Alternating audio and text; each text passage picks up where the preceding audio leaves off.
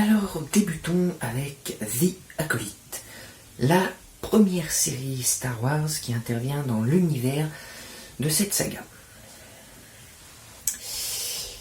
Alors, si je devais poser des gros termes pour commencer, c'est une série qui visuellement est bien faite, pour une série, mais qui, scénaristiquement parlant, est nullissime. Mais quand je dis nullissime, c'est nullissime. Il n'y a absolument rien de construit, il n'y a rien qui va. Les jeux d'acteurs sont pas terribles du tout, les décors, ça va à peu près, mais alors l'histoire en elle-même, mais les protagonistes qui sont foutus dedans, oh bah non en fait. Alors, The Acolyte. Donc au départ, on se dit ça peut être une série qui va être ultra intéressante parce qu'on va parler de la Haute République et ça va intervenir 100 ans avant Star Wars 1, qui intervient juste après dans ce diaporama, mais qui, chronologiquement dans l'univers de la saga, intervient donc 100 ans avant Star Wars 1. Bon.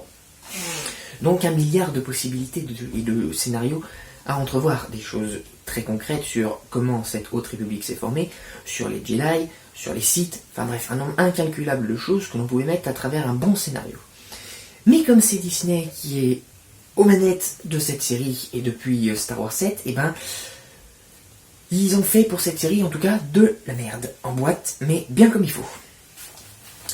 Alors, je disais donc que le point de vue visuel était correct parce qu'on a des décors qui sont à peu près bien faits, mais surtout, on a des combats qui sont, franchement, pour certains, dignes de l'épisode 3 de Star Wars. Ouais, ça paraît dingue de dire un truc pareil alors que la série est nullissime, mais au niveau visuel, les combats et l'esthétique, la manière dont c'est chorégraphié, elle est absolument bluffante. Donc, hormis le fait que on veut exploiter les standards de la saga Star Wars, c'est-à-dire respecter les codes et l'héritage qu'elle a donné dans l'univers cinématographique, là, cette série, on va dire d'un point de vue contextuel dans la saga Star Wars, elle n'est pas là pour te montrer, on va dire, l'arrivée d'Hitler au pouvoir, donc c'est-à-dire Palpatine, finalement. Non, elle est juste là pour t'expliquer un truc qui nous avait déjà été expliqué dans le film qui intervient après, qui s'appelle une vergence. Bon.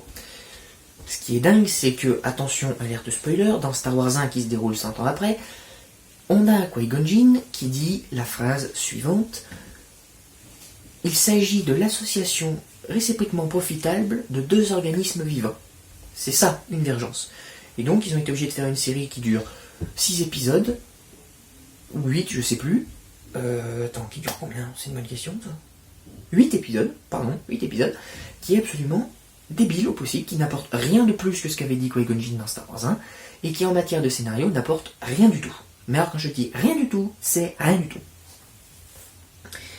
On y vient donc, ce fameux scénario. C'est absolument incohérent dans l'univers de la saga Star Wars.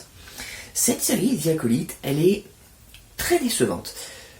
Mais vraiment profondément, parce qu'au niveau du scénario, c'est très mal fait. Le plan narratif qui a été mis sur cette série, il fonctionne pas du tout. Ça n'a pas été bien échelonné, le truc, c'est très mal fait. La série, elle prétend au départ expliquer le premier thème que j'ai exploité, la vergence, mais également les éléments complexes de l'univers de la saga Star Wars dans la Force. Un truc qui avait été bien amené pour le coup dans Star Wars 1, mais qui là du coup ne sert à rien, puisqu'on a déjà eu une explication dans Star Wars 1. C'était normalement censé être une série qui au départ devait nous apporter des réponses sur comment on est arrivé à Star Wars 1. Et on avait eu une série qui s'appelle Tale of the Jedi, qui pour le coup répondait très bien aux différents points qui manquaient pour démarrer Star Wars 1. Cette série-là, elle était censée encore amener d'autres éléments. Et bien là, elle a absolument rien amené.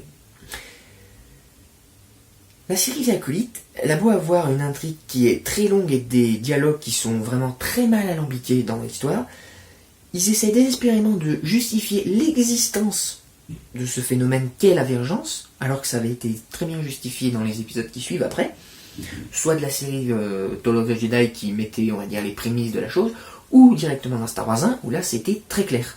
Bah là non, ils se sont dit, tiens, si on essayait de justifier un truc qui a déjà été justifié, bah ça sert à rien, c'est pas cohérent ce que vous faites. Pardon, mais ça n'a aucune cohérence. Au contraire, ça fait qu'alourdir inutilement l'histoire. C'est exagéré, c'est éloigné du ton qui est mis au départ dans la série, ça ne sert à rien. Et c'est un problème qu'on va retrouver tout au long de cette série. Justifier chacun des choix qu'on emploie dans notre scénario. si t'es pas sûr de ce que tu fais, en fait, ça sert à rien de justifier un truc dont toi-même t'es pas sûr d'aboutir à quelque chose. Prenons un autre exemple. Alors là, on part très loin dans la saga. Pour la dernière trilogie, 7, 8, 9, Star Wars 7 vient poser l'intrigue. Bon, mais vous y reviendrez après dans le dépôt. Star Wars 7 pose l'intrigue. Star Wars 8 casse tout.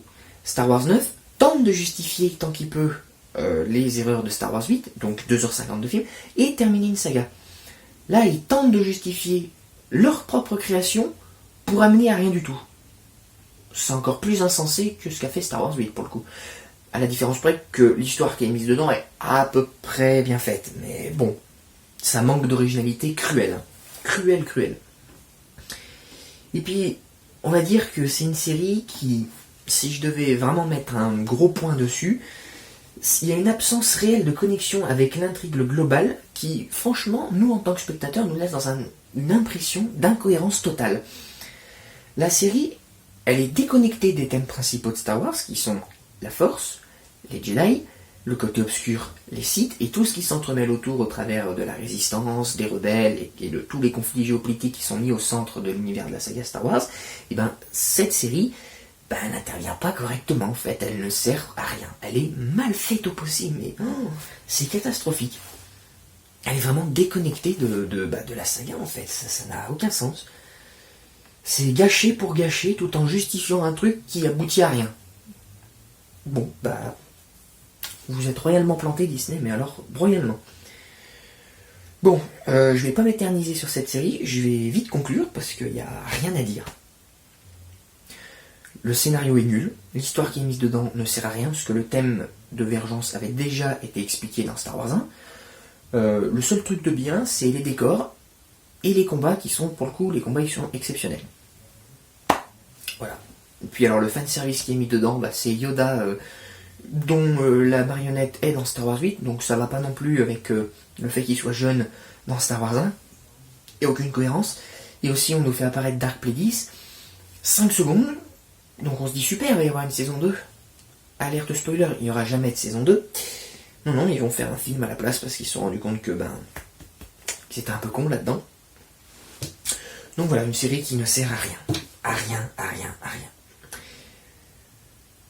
C'est tout ce qu'il faut en retenir. C'est un potentiel mal exploité sur les thèmes engagés de la saga.